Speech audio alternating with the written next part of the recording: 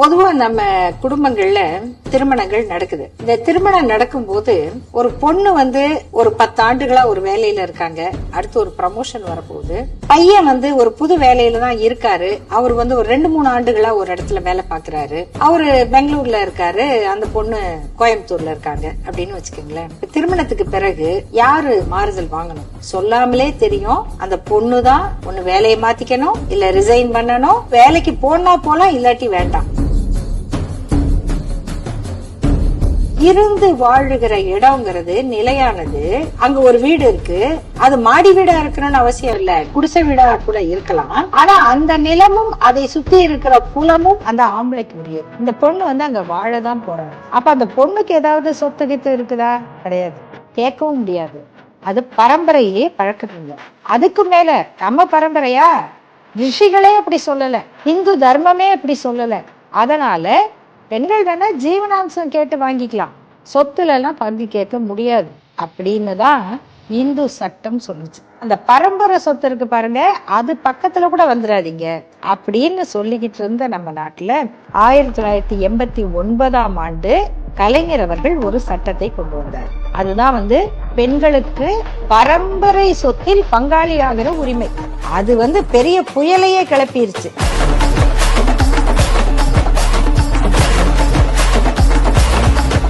அதுக்கப்புறம் அது சுப்ரீம் கோர்ட்டுக்கு போய் உச்ச நீதிமன்றம் என்ன சொல்லுச்சு?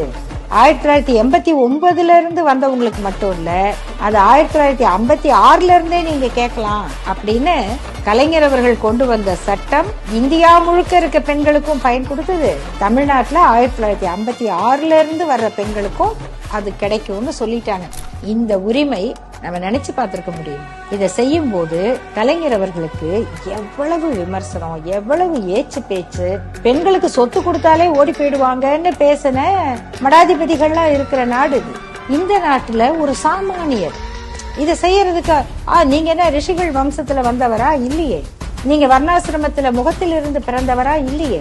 ஒரு சாதாரண குடும்பத்துல இருந்து இந்த வரலாற்று சாதனையை கலைஞர் அவர்கள் செய்தார் அப்படின்னா, ஒவ்வொரு குடும்பத்தில் இருக்கிற பெண்ணுக்கும் நமக்கு நம்முடைய தந்தை கொடுக்காததை, நம்ம தாத்தா கொடுக்காததை, இந்த சாஸ்திரங்களும் சம்பிரதாயங்களும் கடவுள்களும் கொடுக்காததை சட்டமாக்கி கலைஞர் கொடுத்தார் அப்படிங்கிறது தெரியும். இது தெரியணுங்கிறதுக்காக கலைஞர் தந்த சொத்துரிமை அப்படின்னு நான் ஒரு கட்டுரை எழுதியிருக்கேன். அந்த கட்டுரை காலத்தின் நிறம் கருப்பு சிவப்பு திமுக 75 அப்படிங்கிற இந்த வரலாற்று தொகுப்பு நூல்ல இடம்பெற்றிருக்கு.